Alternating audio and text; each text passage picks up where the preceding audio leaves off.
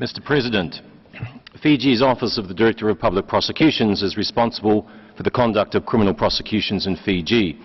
The powers are outlined in the Fijian Constitution and allow the Director of Public Prosecutions to initiate a prosecution, to take over a prosecution brought before the courts by police or another agency, or terminate a prosecution.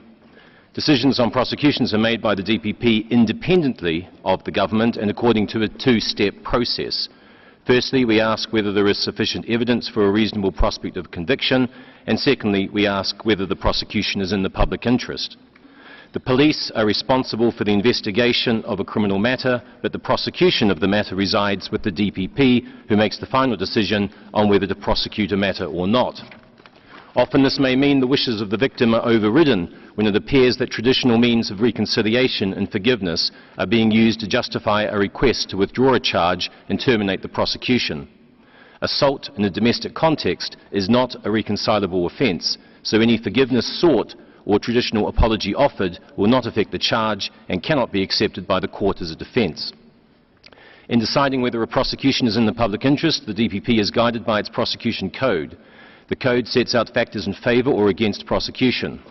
Where the offence involves violence or a child victim, it will almost always be in the public interest to prosecute. When the offence involves a child victim, processes are immediately put into place to ensure the child is supported throughout the criminal justice system. This year we published updated guidelines on prosecuting child sexual abuse cases in order to ensure that prosecutors deal with such cases in a manner that will ensure the best interests of the child are identified and met at every stage. Amongst other things, these guidelines make it mandatory for the prosecutor to refer the child to counselling as soon as possible, and we work closely with a number of civil society organisations in Fiji to ensure the child is supported throughout the criminal process.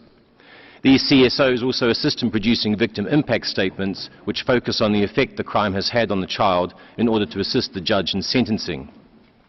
Sentences handed down by the courts are continually reviewed, and where it is thought the sentence is too lenient, we will lodge an appeal. Recently, the Supreme Court recognised an increase in gender-based violence and agreed with the state's appeal to raise the sentencing tariff for child rape to a sentence of between 11 and 20 years imprisonment. The reporting of acts of gender-based violence, including domestic violence, continues to increase, which reflects a growing confidence that these matters will be taken seriously by the justice system, but we recognise that there is a need for a more concerted effort to encourage all members of the community to feel more comfortable in reporting gender-based violence, including those from the LGBT community, and more work needs to be done here. Although Fiji is becoming more tolerant of the rights of minorities, recent years have seen an increase in incidents of hate speech targeting vulnerable minority groups. Fiji has international obligations to protect vulnerable minority groups from hate speech attacks, and one way it has done this is by enforcing its sedition laws against perpetrators, since hate speech is a particular form of sedition. Naturally, before charges of this nature are filed, careful consideration is given to balancing the need to protect minorities from being the targets of hate speech with the freedom of others to publicly express an opinion. Sedition charges are serious charges, and no charge is laid lightly or before a thorough analysis of the evidence and the degree of offending is considered, and no charge is laid without carefully balancing the rights of all parties. Fiji's history makes it incumbent on us to remain vigilant whenever this type of sedition occurs. Finally, it should be noted that there are no political prosecutions in Fiji. It should also be noted that no one person or organisation is targeted.